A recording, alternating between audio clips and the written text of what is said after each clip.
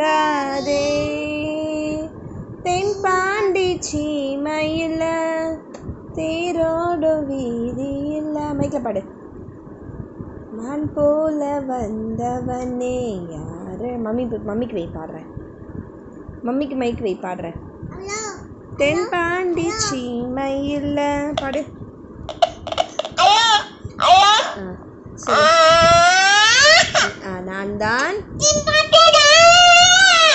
நான் தான்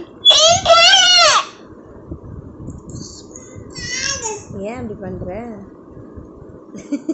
சொல்லு. நான் தான்